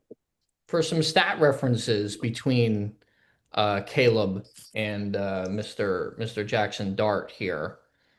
Caleb right now, his QBR is 19th in the league with a 55% completion percentage. And he has 28 total touchdowns to only 6 picks. Jackson Dart has the 11th overall QBR. And he has obviously not as many yards, not as many picks because he's not hasn't played as much. But I mean, their touchdown statistics are almost identical. And well, you said it, the QBR. I mean that is the all-encompassing stat now, right? I mean that's supposed to show. Stat. It's supposed to show advanced metric. He does this in the pocket. He's good. He does this, and he plays conservative when he's outside of the It takes all of that into account. So I actually agree a lot with the QBR stat, and yeah, I mean 19. Like Ray said, I don't think it's going to get much better for Caleb Williams. I think 19, maybe 17, 16 is probably going to be the height of it for him. Yeah, last week Dart was 7th in total QBR. This week he moved down to 11 because some other quarterbacks got moved up. So pretty interesting list for QBR stats this year, but yeah, I mean to answer Dan's original question, yeah, Rams are really good. No Devontae Adams. Matt Stafford for MVP. Yeah, Matt, I agree. Matt Stafford should be the MVP. Josh Allen for MVP. He's not going to win it. It'll be Matt Stafford. He doesn't have as many touchdowns as Stafford. He has more interceptions than Stafford, and his record isn't as high as Stafford. So I understand where you're going with that, though, Pete. He's the late season MVP right now. Josh Allen for MVP. He has the same amount of touchdowns if you count as rushing. He has more interceptions, but yeah, he has a lot of turnovers this year. You want to saddle to hop on his dick a little more? Wow, Ray, you're really upset about that. Because if you're gonna anoint Josh Allen the MVP, Burrow should have had. I have to. Listen, we had the quarterback list episode. We all said our piece, and now look at what's going on. So go back and look at your lists, and then let's come back on the podcast next week and talk about the lists. Hey, Pete, just tell me how Geno Smith is doing. All right, stay down there. Geno Smith's a piece of shit. I've said it before and I'll say it again. How's Aiden O'Connell? Not playing because old man Pete sucks. I got all tiny hands. I got Pickett throwing footballs now. That's right. Terrible. Oh, baby hands is gonna be slinging it on Sunday. Listen, whatever. Ensuring the tank. That's right. Yep. That's right, baby. Fernando. Just Fernando, baby. When Kenny Pickett wins against the Giants, it's gonna be so good. I will bet my salary for Hold on. We were accused of having a gambling problem today, so let's not bet anything. Who accused you? You know who. The only troll. Shout out to loyal listener Michael Rizzo. Gotcha. We got 4 DMs in a group DM message about gambling and how he's gonna cut us off and how to like stop gambling. I'm like, do you think I have a gambling problem? He goes, yes, you do. He might be right. I mean, I don't know. Ray has no problem gambling. Okay. Ray will gamble at any up. It's the same thing like with a drinking problem, right? It's only a problem if you admit it. Exactly. It's a problem if you stop it. Ray, you hopped in on the playoff box pool. No, which one? Oh, Santilli's? Yeah. Yeah, of course. But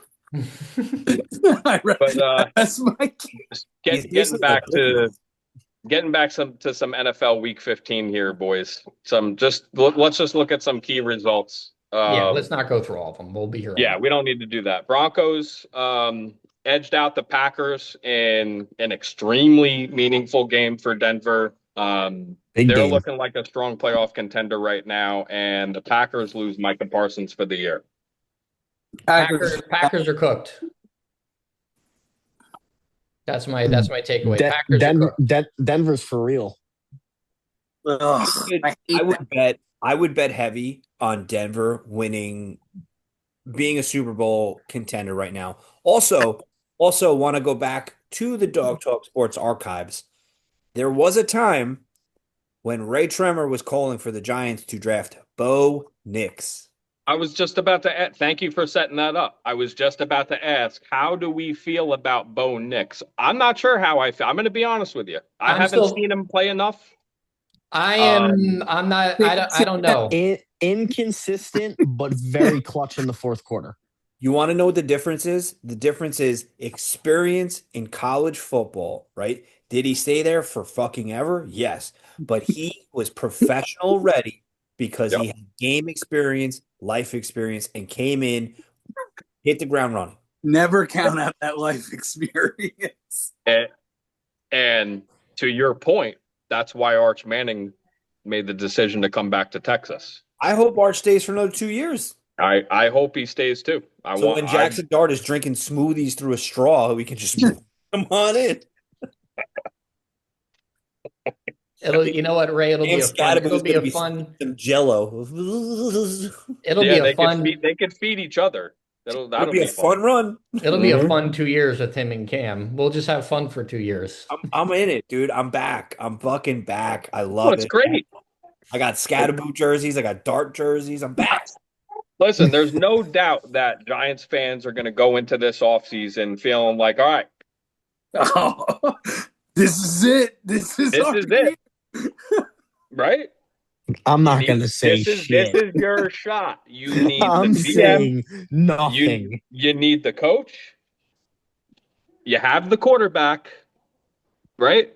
How important is this? I know the season isn't over. You're missing the part where they actually make the right hires. They're not going to do that. Rich, all I'm doing is making a point that this is one of the most crucial moments. You're right.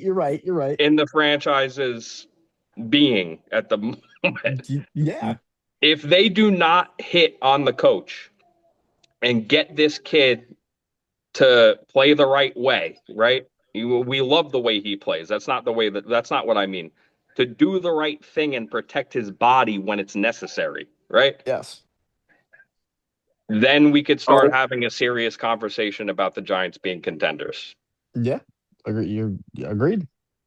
Healthy neighbors, healthy Cam, hopefully healthy Dart. Yep. O-line is top 15 right now. A lot of those guys are under contract. We hope to bring back Illuminor.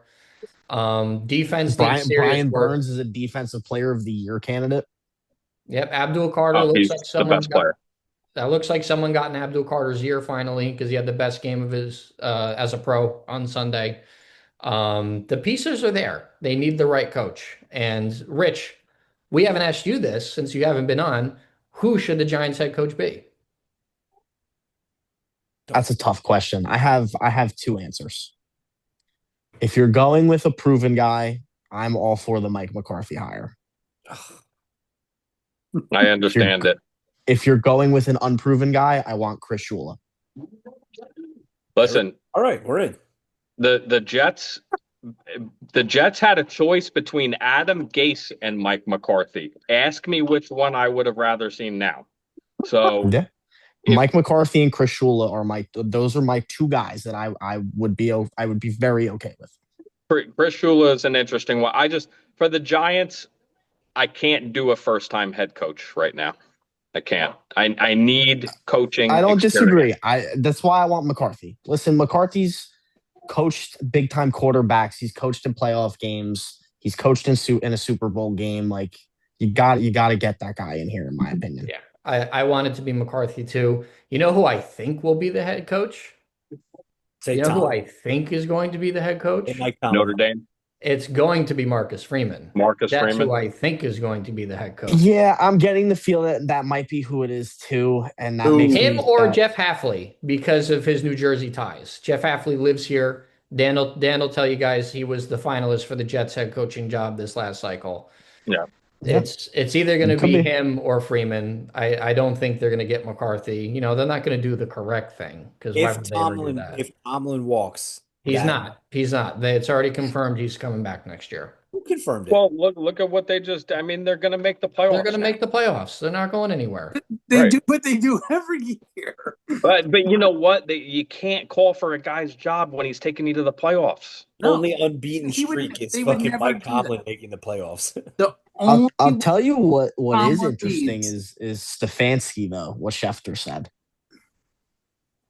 I would Let's take see. Stefanski. Maybe. But what was your point, Pete? The only way that Tomlin leaves Pittsburgh is if Tomlin wants to leave. Yeah, the Steelers have already said they're not letting go of Tomlin. So if Tomlin does Yeah. leave, that means he's leaving. He's Maybe he retired. does. Maybe he wants change. I could see John Harbaugh. Now, there is a situation where I can see them, or maybe a mutual parting there.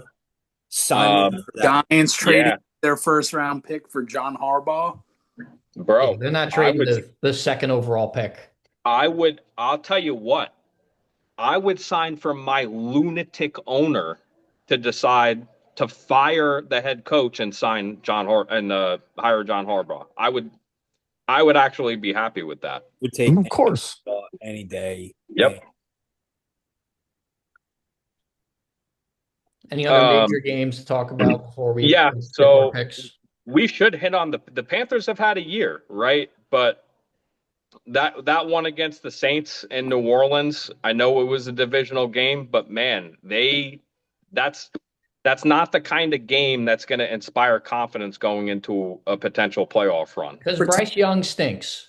Yeah, they're one dimensional. It's the Ted McMillan show, right?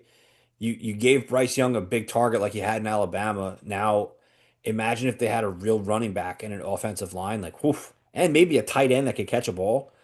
They might be something, but it's Bryce Young. Bryce Young is the problem there. Too inconsistent. Go ahead and draft another stud receiver. It's not going to help you. You're going to be mediocre, maybe sneak into the back door to playoffs, and that's it. That is your floor. They're well coached and they're held back by their quarterback. Yeah, I agree. 49ers, we'll touch on them just because they're making a very strong playoff push right now. 37, I know it was against a shitty team in the Titans, 37-24. Look out for them going forward. I think the biggest thing we should talk about in that game, and me and Pete have seen him live. Cam Ward fucking stinks. Yeah. Terrible. And there are reports that Cam Ward wants to be in on all the interviews for the new head coach. And when I read that, I was like, who do you think you are? To say that you have. Listen, You know what? Shout out to him. He's a franchise quarterback, right? They drafted him first overall. I would want to be in those conversations too. I disagree completely I because mean, I wouldn't let him in those conversations right. for a couple of years. However, Right. You can greet them in the meeting room that they're gonna sit in before they come into the interview. I like the mentality of it. I get it. You need to show a little something first before you can have a voice. But I the Titans ownership they're a mess. They're terrible.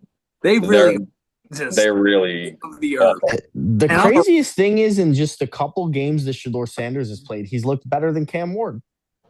He has. That's true. He's He looked has better looked better. than Cam Ward. Like, it's And just it's wild not to me. like they have way more than the Titans do. Tyler Shuck offensively. has looked better. Tyler Yeah. Shuck has looked better as of late. Tyler Shuck Yeah, might be the leading candidate for Rookie of the Year.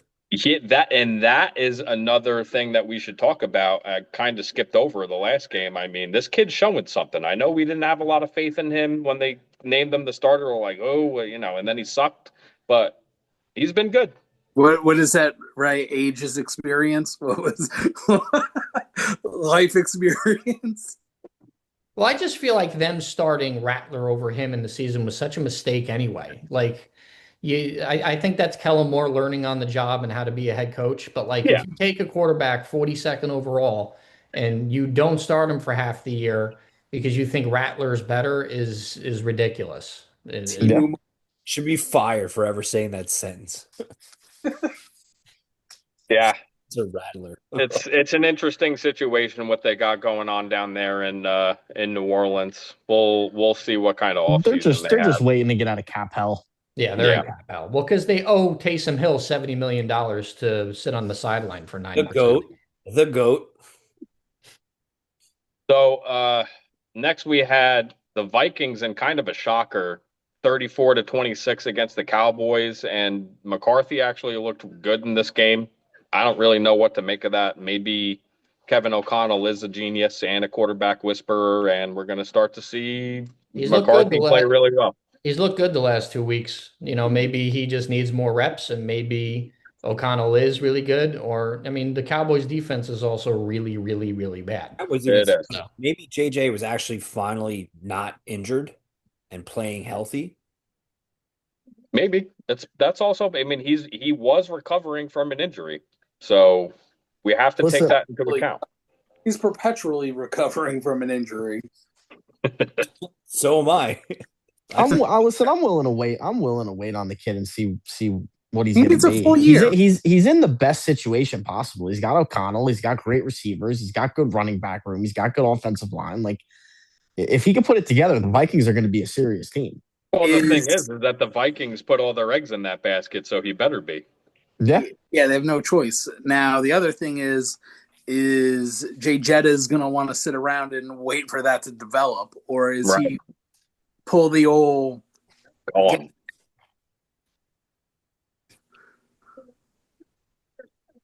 Did we just lose Pete? What? Pete's got a little bit of a bad connection. Pete, repeat that. Am I here? Yeah, we could hear you now. What I was saying was maybe Jay Jettas pulls the old "I'm getting out of town" card and He could. tries to pull himself out. I could see that. Hey, listen, all these receivers are divas, right? AJ Brown, Every one of them. Doesn't matter. They're all. That's how they make their money, right? They need the ball. So next was Monday night, Steelers Dolphins. Aaron Rodgers is looking good. I guess he's also maybe fully recovered from his injury. And here I am sitting as a Jet fan saying, here's my shock face. Kirk Rodgers. Well, a broken wrist doesn't heal in 2 weeks. He's just learning how to play with it. No, I'm talking about the full recovery now from his Achilles. I mean, he looks now more like the player from before he was hurt that than you guys thought you were getting when he was running out of the tunnel with the American flag. right. I mean, that version of Aaron Rodgers going into that year, we were seeing everything that preseason camp, all the highlights. It was looking great, and Um, I wouldn't be surprised if it looks great again. I will never forget the look on Nick's face that night. I was sitting right next to him. You know, Shout out to Nick. yeah, I gave that's him a my hug that boy, night. Ed Huda, who we talked about it, that we bought tickets for the Jets Chiefs game with the thought that we were going to have Aaron Rodgers as a Jet versus Patrick Mahomes, and it was going to be just boom, a collision. Yeah. And what we got was Zach Wilson, and you got to steamroll. just the highlight of the Jets year was that run out of the tunnel. Yeah.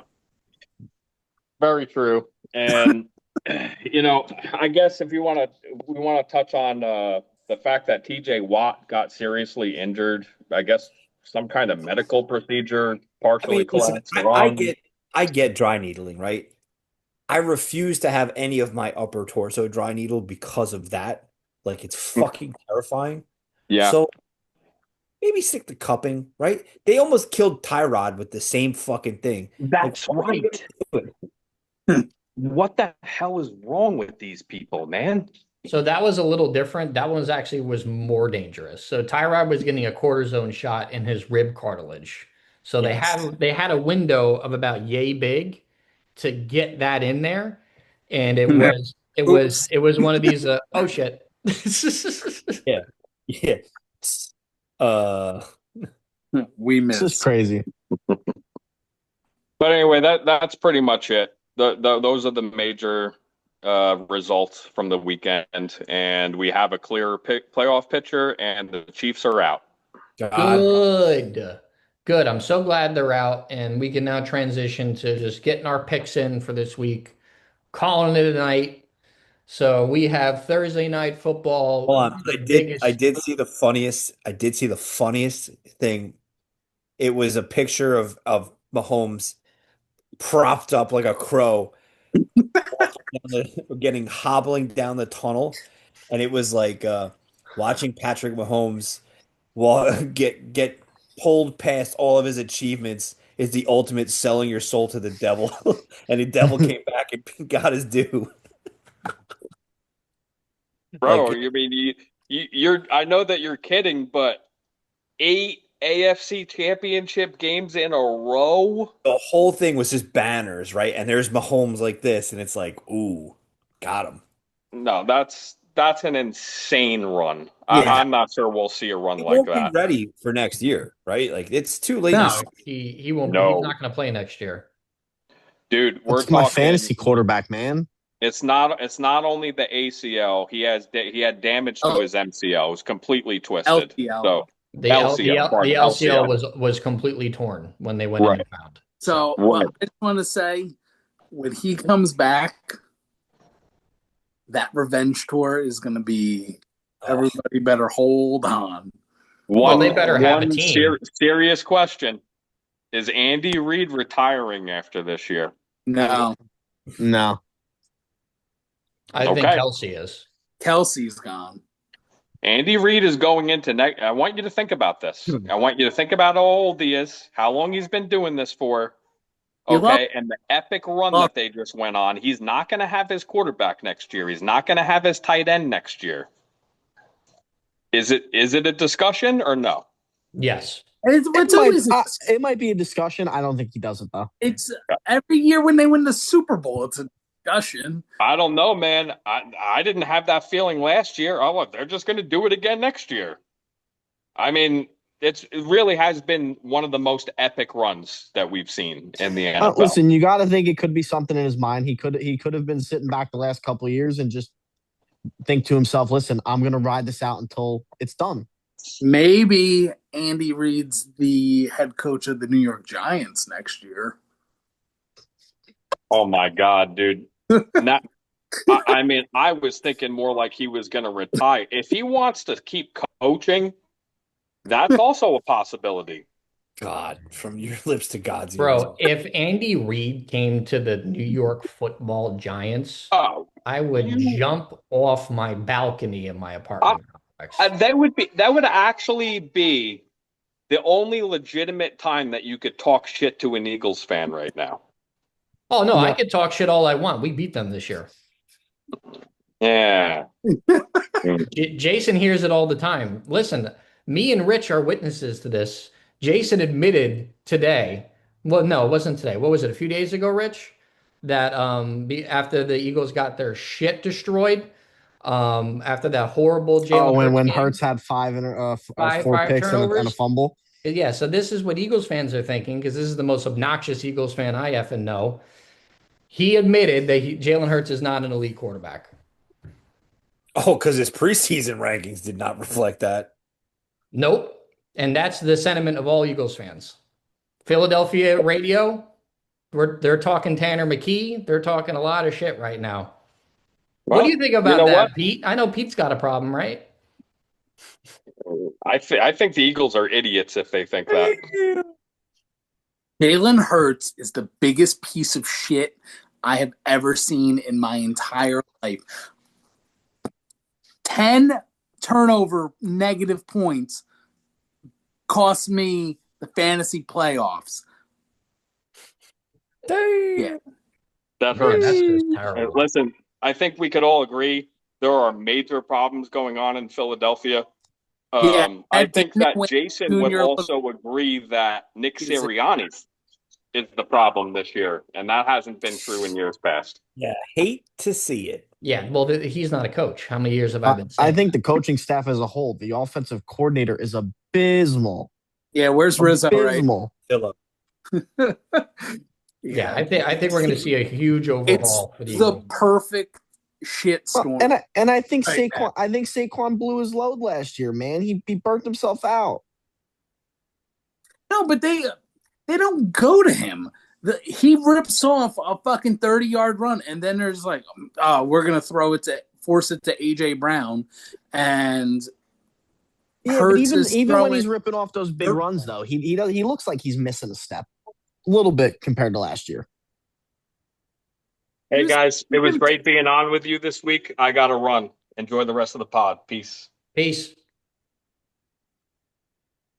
I think Jalen Hurts fucking is terrible. I think he's the most overrated quarterback in the history of our league, and the stats this year prove it. He is ranked 18th in total QBR this year, middle of the pack. He's not elite. He's never been elite. You know what? Kevin Patullo is a gigantic piece of crap, and Nick Sirianni is a horrible head coach. But Yep, the Kevin Patullo can't throw the football, and Jalen Hurts has been awful throwing the football this year. So when we got Eagles fans and we got Philadelphia radio going, maybe what would this team look like if Dak Prescott was the quarterback, or what would this team look like if Tanner McKee was the quarterback? Like, I think they're over. I think he's overpaid. Like, obviously you could win with him. I guess that's all that matters. But I think the conversations of him being with the Lamar Jackson and Joe Burrows of the world ended this year. So that's all I have to say. 100%. So let's get our teams, let's get our picks in, and we're gonna call it. We went Let's long, do but I it. knew we would. But this was a good one. Rams Seahawks Thursday night football, probably one of the biggest games, one of the biggest regular season games in Seattle The in a long Rams. time. The Rams are currently experiencing plane trouble and do not have a way to get to Seattle at this moment. So Not worried, they'll get there. They'll They'll put them in get a there. spaceship. My upset of the week. I'm taking the Seahawks. I'm yeah. taking Rams. This is my game of the week. They've done this weird travel thing before when they were going overseas, and they have like this big plan in terms of fixing jet lag and stuff like that. I'm taking the Rams. Sam Darnold has looked like crap the last few weeks. I'm going to take Sam Darnold and the Seahawks in a big bounce back game because I need my boy JSN to come through. I'm taking the Rams. They keep rolling. Well, Eagles Commanders. I am going to take the Eagles here because I just think that poorly of the Commanders. I mean, when you almost lose to the New York Sad Sacks, I'm not going to pick you. So I'm going to go with the Yep, Philly wins. Eagles. Yep, Eagles. Packers Bears next in Chicago. I'm going to take the Bears at home here, actually, with the Packers not having Micah Parsons. So, I'm going to go Packers here. I think Jordan Love is going to try to will that team back to life and show that you don't need Micah Parsons to win and go all out. Yeah, this is my game of the week. I'm picking the Bears. Go on, Bears. Packers. Oh, Bears.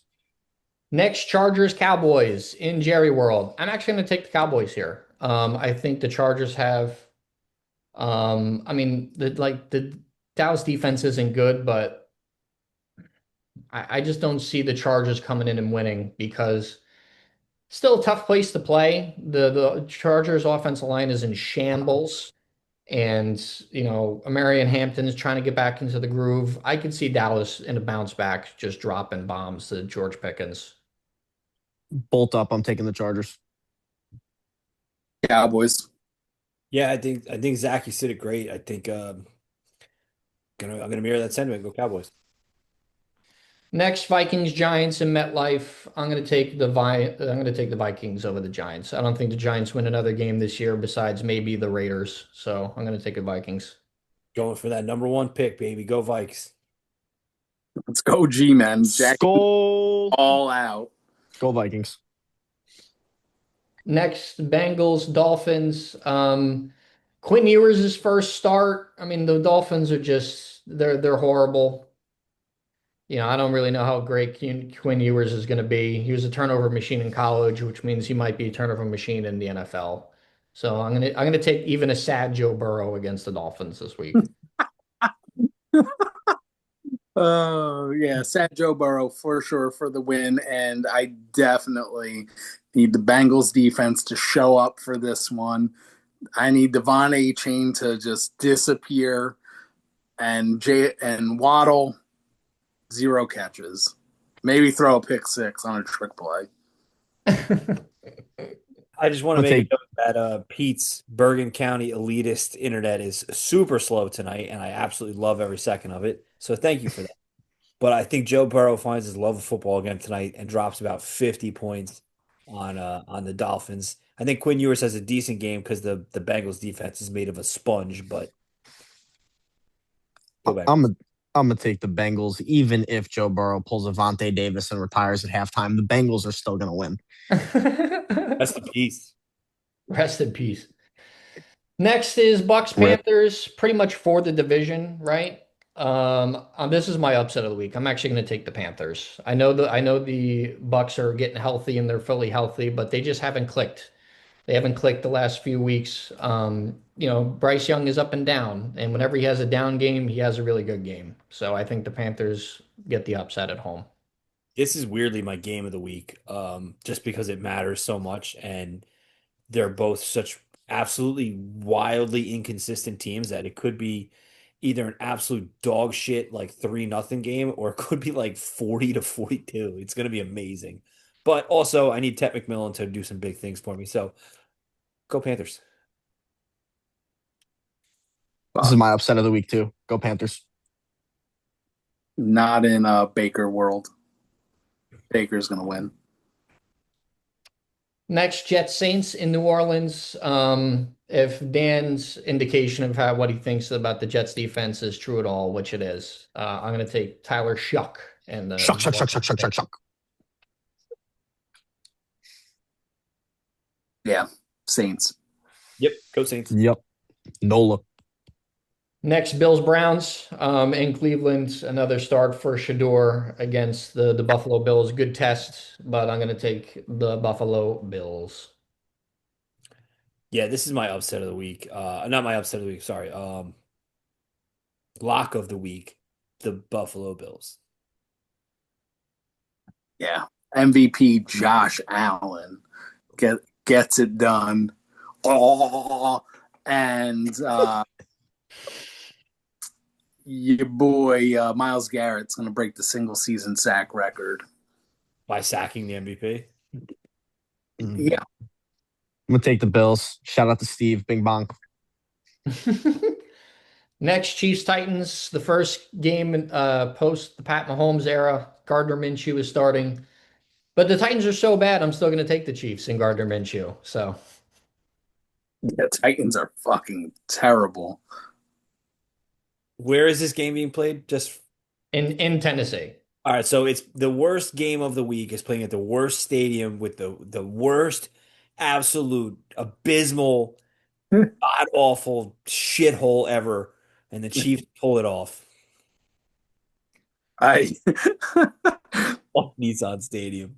Oh yeah, terrible hospitality. Yeah. Also, I just have to read this. As a Raiders fan here, I hate Patrick Mahomes and the Chiefs, but nobody deserves to be stuck at home with Brittany Mahomes while recovering from surgery. Yeah, the Chiefs are gonna win. The Titans suck. I can't in good I can't in good faith take the Titans against anybody. Next is Jaguars Broncos. Kind of a big game for both teams here, but the Broncos are home. I do think the Broncos are going to get the win here. Kind of secure. I mean, they already secured a playoff spot, but try to get a higher seed as best as possible to make sure the road goes through Denver. I think the Jaguars keep it close, but I like the Broncos. I'm gonna take Duval. I think Duval gets it done. Matchup of Jacksonville. the week right here. Duval. Yeah. Duval. It's gonna be an absolute awesome game. What's the spread? Not sure. Let's find out. Man, where's Dano when we need him? I know usually he has It's something -3. minus Who's Broncos -3. Broncos -3. So that's just a home field -3 advantage. So all right? it's I'm gonna pretty take much the pick 'em. Broncos. Yeah, I'm gonna take the Broncos in. I think All the right. Jags got this. I think so. Pete, who do you got? You said Broncos, right? Nice Yeah. Duval. Oh, well, he doesn't like the Broncos, so he never picks them. Next, Broncos. next is Falcons Cardinals. This is another team I'm never going to pick for. I'm never going to pick the Cardinals. I mean, they're also just a complete circus down there in the Red Sea. I'm going to take the Falcons. I'm actually gonna take the Cardinals in this one. I think the Cardinals win this game. Brissett's playing well. Shout out to my boy Kyle Pitts for putting a 48 burger up when I needed him the most. My Firehouse Fantasy League, he single-handed dragged me into the playoffs, dragged me through the fucking first round. This So- is this is the potential that we've been talking about for all these years. It finally happened, and now he's gonna probably put up a 0 for me. Probably. Go Falcons. Falcons. All right, next is Raiders versus Texans in Houston. This is actually my blowout of the week. The Texans are fielding the #1 defense in football, and the Raiders already can't score as it is. So I'm going to take the Texans easily. Yeah. They're -14.5 at home. I'm taking the Texans. In my upset of the week, Yeah, the right. Raiders pull it off. Oh, way. And You I'm an just want- astronaut. You just want them to have the first overall pick. Not the first overall pick. I mean, I'm never not going to pick the Raiders, so the Raiders, but I know that the Texans are going to shut us out. Next is Steelers Lions in Detroit. I'm going to take the Lions. I don't think the Steelers will travel well to Detroit Rock City, and I think the Lions get an angry bounce back win. I concur with that statement. Yeah, Detroit. And Campbell, get those boys gassed up. Yes. Motor City. Sunday Night Football, Patriots, Ravens. I'm going to take the Patriots. I know they lost the heartbreaker to the Bills, but the Ravens are pretty bad this year with Lamar having the worst year of his career. So I'm going to take Drake May and the Patriots. I'm gonna take Drake May. Drake May. I hate that I got to come after that, but yeah, same. my second matchup of the week. Get two. Yeah, I get two. And I'm going Baltimore on this. Lamar Jackson is looking better, is moving a little bit better. Look out. Yeah, Pete took his normal Yankee optimism glasses and is looking at all of this bullshit in the NFL with them. I just want to, since we're here, by the way, talking about the Patriots, we've been, glorifying the Rams all this time. Patriots are my other Super Bowl team. Rams, Patriots, Super Bowl. Throwing it out there. A rematch right That's there. classic. I like the Pats. I like the Pats, bro. Vrabel, for real coach. Coach of the year, by the way. Shout out Coach of the year. Henderson. Yeah, they're for real, bro. Next, finally, 49ers Colts. Old Man Rivers returns to Indianapolis. Almost pulled out a huge upset against the Seahawks if it wasn't for Jason Myers hitting a big 51-yarder. I'm going to take the Niners. The Colts obviously don't look the same post Danny Jones. Jonathan Taylor looks a little tired. I'm going to take the Niners. Yeah, I mean, shout out to Old Man Rivers getting that insurance re-upped. Resetting the clock on his Hall of Fame. Well, he knows he's going in. That's why he did it. Like, it doesn't matter to him.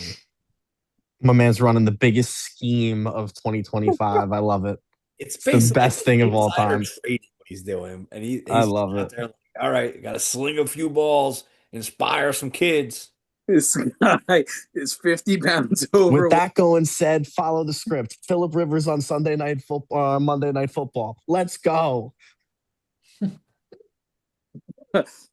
Philip Rivers first tud bet right there. He's gonna feed families on Monday night. Huff it in right now. You heard it first. Put $25 on it. It's probably a plus 3,300 bet. You think his first moment of practice, they were like, "Hey Phil, listen, we got something called the tush push now," and he was like, "You're gonna." What kind of a lot of push to be pushing here, guys? What kind of homosexual shit you talking here, boy? All I'm gonna say is that's a primetime game. They better have him mic'd up because I know he's gonna be talking shit all game. Oh yeah, but with sugar cookies and off fiddlesticks, and my man talks smack and doesn't curse. Not a cuss. Not a cuss out of him. Not a cuss out of him. I love it. That's a family man, bro. He's a grandfather. It's a 44-year-old grandfather. He's a grandpappy. He's got kids that are older than he's got teammates and Tyler Warren. Yeah, bro. It's crazy. It's crazy. I mean, I love it. 55. He's 50 pounds overweight and just slinging the ball like a shot put. His anytime touchdown, it's 2,300 for an anytime tud for a Phillip. So a first time tud is probably like 3,000. Oh my god! Hang on. It was fucking feed families. It is not available to bet on. It's got to be the same as the no touchdown bet. Like it's just no way. Listen, I bet on him this past Sunday to get 150 in tutty. I was close. He didn't get the 150. Yeah, I was close too. I did the same thing, but he got to 120, not 150. I know. So, I mean, anything else to add before we wrap this up? No, this was fun. Thanks for having me, guys. I'm gonna be popping on more often, especially as baseball season starts gearing up. Appreciate it. We love it. We love the extra baseball knowledge, the Mets side of everything, because there's always so much Yankee bullshit that I have to deal with on a weekly basis with this team, what they do and what they don't do. And I'm so glad that Pete is finally a part of the dark side and sees the truth that we've been trying to show him for the last few years. And fucking Yankees are gonna win the World Series, baby. We are so. And with that, we're so happy that you guys watched this episode, listen to this episode. Thank you for tuning in. Thank you, Rich, for popping on. And I hope everyone has a very, very good holiday season. I don't obviously expect us to be on because it is Christmas next week here, so Christmas. we'll probably take a week off next week. We'll see you all in the new year. No, fuck that. We'll be on. We'll do one. Yeah, we'll do one. We'll do one after Christmas. We'll do one. Yeah, we'll do one after Christmas. When's Christmas? It's Thursday, next Thursday. What do you do one after? We could do a post Christmas one. All right, Yeah, so yeah, we'll do a post Christmas. We'll figure it out. We'll do a post Merry Christmas Christmas, you filthy animals. and a happy New Year. That's it. Happy holidays, Merry Christmas, and all that fun stuff. Love to see things like that.